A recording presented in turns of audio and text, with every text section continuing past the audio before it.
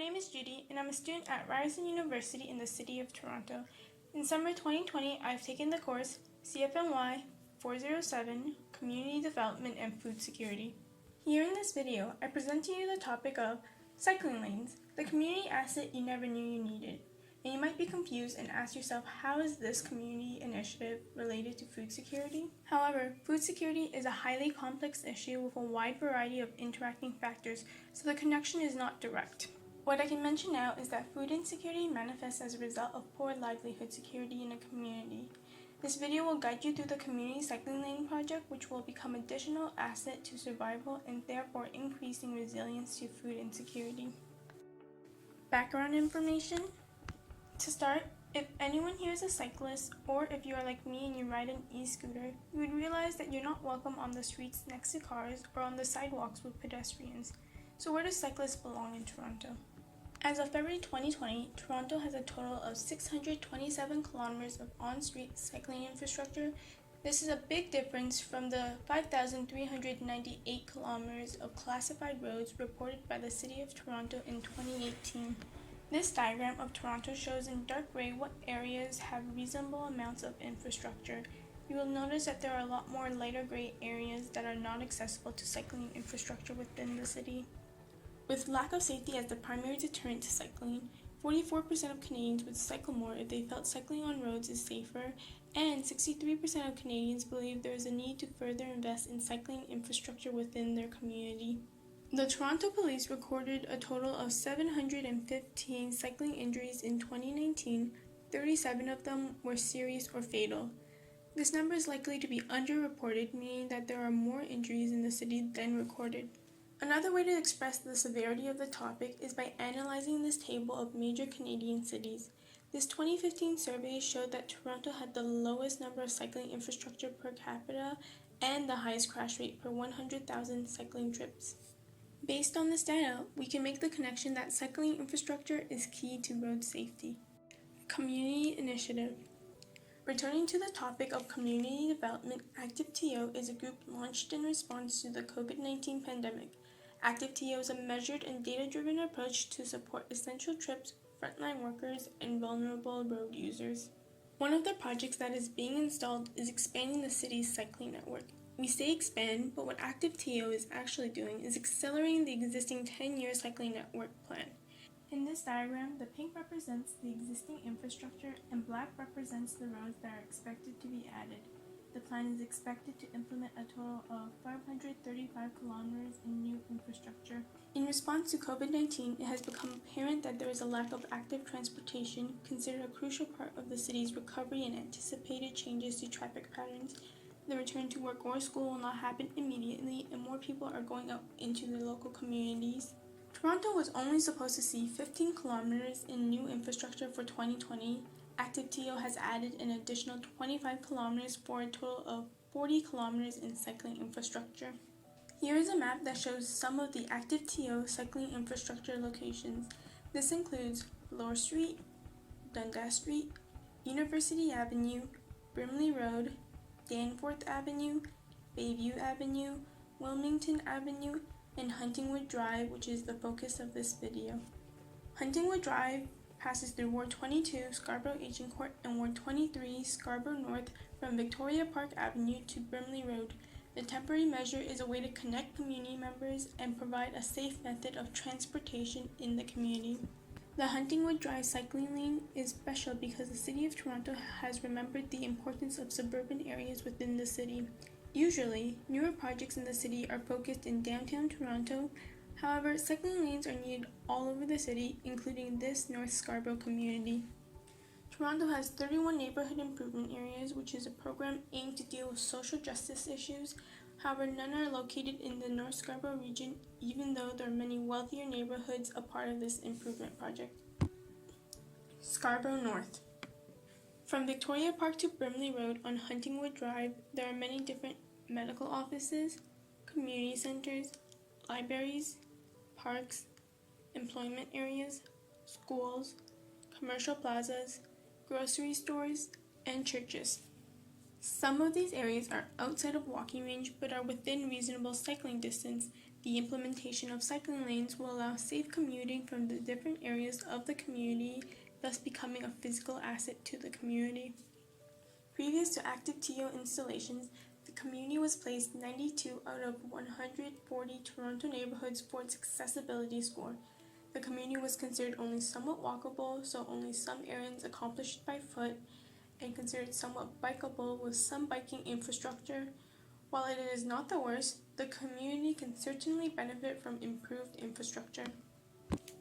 Most important, the sudden shock of COVID-19 has severely impacted TTC ridership.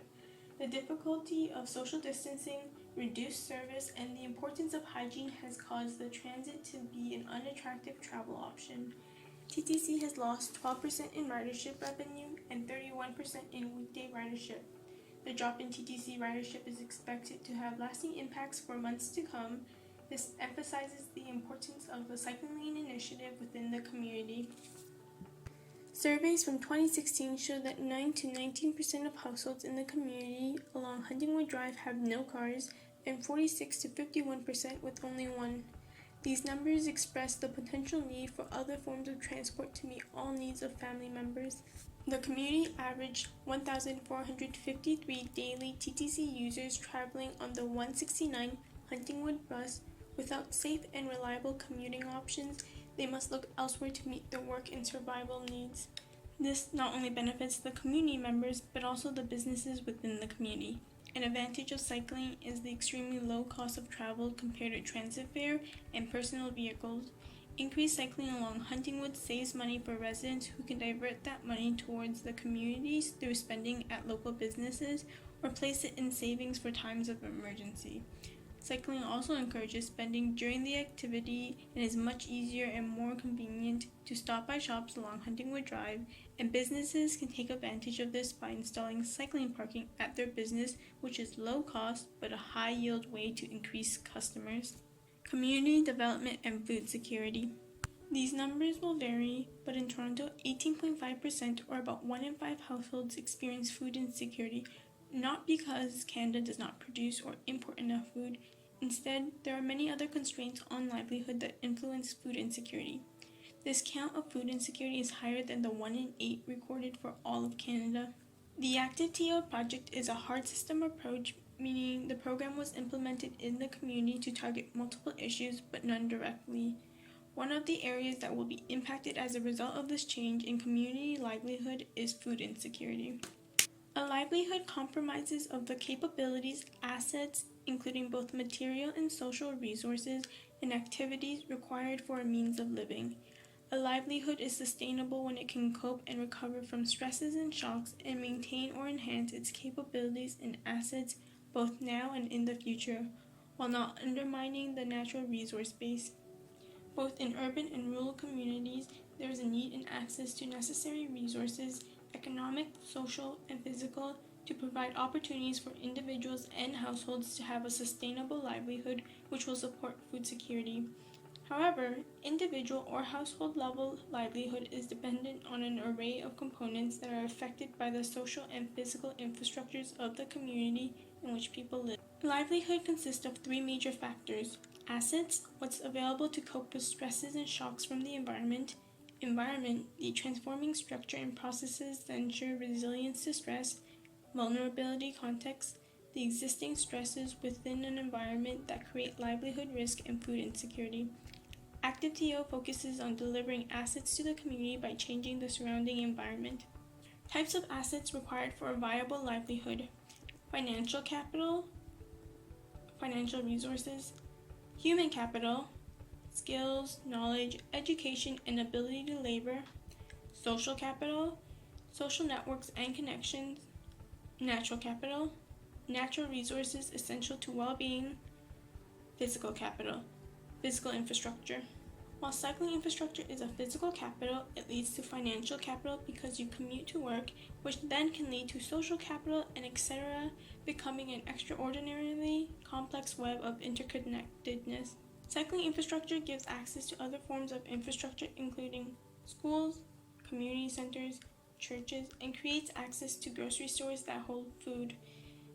Through the newfound assets, community members can generate an income to support livelihood, create social connections, and educate themselves on topics including food security and many other developments of well-being for the community. In addition to the benefits of infrastructure and access, cycling is an active and healthy mode of transportation, and since the start of COVID-19, 50% of Canadians have seen a decline in their mental health and 42% have seen a decline in their physical well-being. Food security is not only about having enough food to eat, but can also be impacted by your mental health. One way to promote mental health is through physical activity. Conclusion. We have now come to the end of our discussion, and I hope you have learned something valuable from watching this video. If you take anything away from this video with you, then it would be how cycling lanes are a community asset that are capable of improving livelihood security and food security of individuals and households despite its indirect relation. Our well-being is dependent on numerous factors, controllable and non-controllable, and it's the assets we build that determine our resilience to stresses, whether they be sudden shocks, trends, or seasonal stresses.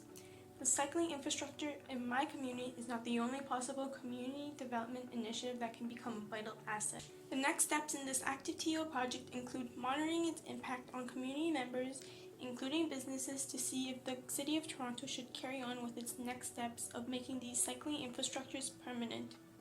We aren't only interested in the current reduction of poverty or food insecurity, but also long-term resilience to food insecurity and sustainable livelihoods.